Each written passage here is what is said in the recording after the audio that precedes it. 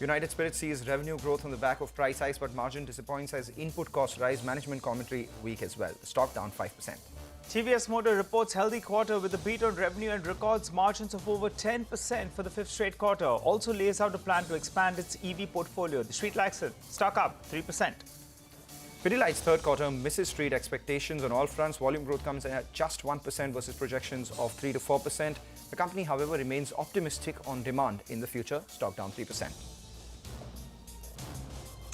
Nazara Technologies surges after a strong quarter, reports revenue growth of nearly around 70% on a year-on-year basis. Som Distillery stages a turnaround in the third quarter, reports a profit of 11 crore that compares with a loss in the corresponding quarter. Tattvachintan Pharma corrects after margin contracts in a weak quarter. Quick Heal 2 is lower after reporting a loss in the third quarter.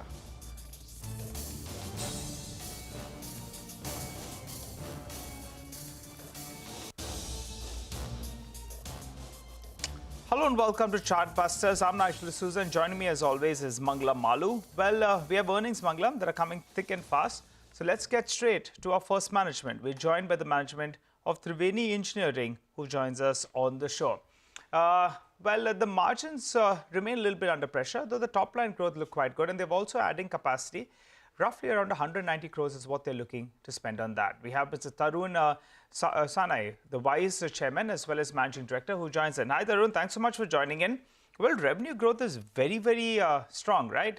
But margins, they're a little under the weather. What's the outlook in terms of margins? When do you expect it to stabilize?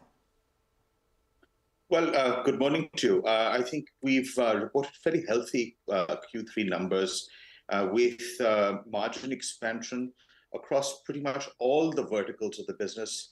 The only vertical which was slightly subdued was actually sugar.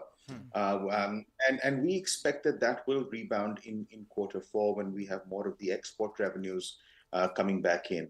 As you mentioned, the top line grew quite well, and this was on account of all the businesses pretty much firing. We had larger quantums of sugar sales, stronger growth in ethanol sales from our distilleries, and the engineering businesses of water and power transmission also grew quite substantially.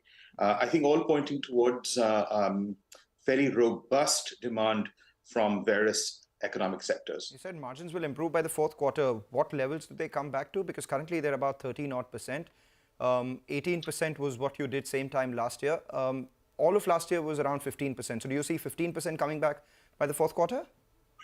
I think that's a very tough question to answer. Well, the hope, of course, is that we see some improvement in sugar prices, which have remained subdued. So my expectation is that as the course of the season continues, we will see sugar prices rise slightly, and we will hopefully be able to see the kind of margins overall for the company that we saw last year. One must remember that our margins are, of course, a composite of a variety of different businesses, which is quite important. Okay, all right. Tarun, I wanted to ask you about the other business. You briefly spoke about the distillery business. Now, the volumes have been quite strong out there as well. What's the targeted volume number we're looking at from this business, say in FY23? And also, as of now, it contributes, I think, close to around 33% of sales. That compares with around, the mid-20s. What's the target going ahead on the distillery part of your business? So, excellent question. I mean, we're at a run rate of about 17 crores litres for this year. We're looking to increase that to about 21 crore litres for the next fiscal year. So that's a pretty reasonable growth, where all the distilleries that were commissioned during at the beginning of this fiscal year, they will be on stream, and of course next year they'll be operating at 100% capacity. So we're looking at a small improvement, of course, in terms of overall contribution. However, I would like to point out that there is growth happening across the various other businesses, engineering and sugar. And so from an overall perspective, I would imagine that the distillery business would continue to represent the same quantum of our revenues. All right. And you said that there is some capex plan that you have as well. There will be 2 capacities coming on in the second half of the next fiscal. What does that take your overall capacity to? So we've got 2 capexes that the board considered at its meeting yesterday. We're doing a capex of 90 crores within our sugar business, which is looking primarily at cost optimization and the conversion of one of our factories into a refinery, where the vast majority of sugar that's being produced will be refined sugar, which is sold at a premium to regular sugar. The cost optimization initiatives are really to look at margin expansion versus just top line. So it's more of a bottom line focused to ensure continued profitability. However, there is also 100 crore capex within our power transmission business, and that is to increase the business's capacity, which is capped right now at about 250 crores of product revenue to about 400 crores. And I anticipate that capex will certainly be complete in the next fiscal year. And on the distillery vertical itself, at full capacity, what is the revenue potential of this business? So it's about 10% higher than where we are today. However, I would like to mention that in the last meeting, the board has announced another expansion of our distilleries, and that, of course, is slightly dated news. It's 3 months old. At an expense of 460 crores, we are enhancing our capacity by an additional 450 crores. So 2 new dual feed distilleries of 225 KLPD each. Now that will enhance our capacity from its present 660 KLPD to 1110 KLPD. And I anticipate that will be complete in Q4 of fiscal 24. So say 12 to 13 months from today. That, of course, will lead to a substantial increase in terms of revenues from our distillery business, a growth of at least 70 to 75%. Okay, all right. Tarun, just to get the numbers correct, for this year, distillery volumes will be around 17 crore, right? 17 crore liters. Correct. Next year goes to around 21 crores. That is correct. And in the following year, given that you'll have capacity fully on stream, what does it go to? So we would like to see that capacity when it's fully on stream to go up north of 32 crore liters.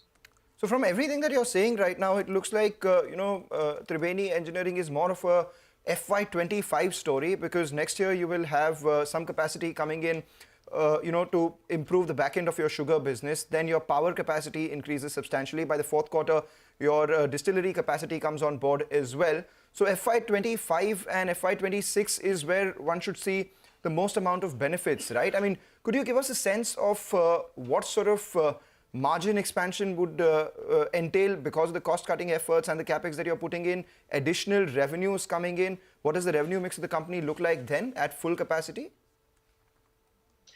Excellent question. So I think at full capacity, we will see our engineering businesses, which account for about 10% of our revenues, increase to at least about 15% of our overall revenues, despite the expansion in sugar and in our distillery business. But the quantum between sugar and distillery will change quite substantially. Right now, it is 80-20, and we're looking at about 70-30 within that mix after about 2 years. The important point on the margin side that requires mention is on the engineering businesses, we don't see any margin dilution. The margins are pretty healthy, and we expect that they will be maintained with the revenue growth that is anticipated. On the sugar and ethanol side, this is dependent, of course, on government policy, which has been extremely supportive thus far. So I don't necessarily see margins to come under any pressure in the long term, because the government is keen on ensuring the success of the EBP program. And right now, we're only at the stage. At 10% blending, we're halfway there. So there's a lot of excitement, frankly speaking, in this sector. Very quickly, Tarun, tell us, what about how's your balance sheet looking? You have some capex plans, as you've mentioned, 200 crores odd. So what's your balance sheet looking like in terms of the financials, the debt, the cash in the books? And also, I think you'll have some surplus funds that have come from the cleaning out of the group structure. So how do things stand? Correct. Our balance sheet looks very healthy at this particular point in time. Total debt is certainly down, and we're going to be using internal accruals for all of this capex. Our average cost of debt is below 5%, which includes a reasonable quantum of loans that have interest subvention. So, very healthy position thus far. And I do think we have a buyback that has been announced as well.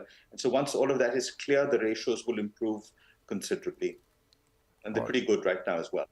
All right. Thanks a lot, Mr. Sawhney, for joining in and giving us the outlook on the business. That looks rosy, though we will wait for the performance and the execution of the same and speak to you every quarter as well. Thank you for joining in. So that was the management of Triveni Engineering. Meanwhile, just keep an eye out on the market. A near 200-point decline is what we're seeing on the Nifty, virtually at the low point of trade. We were hoping for some support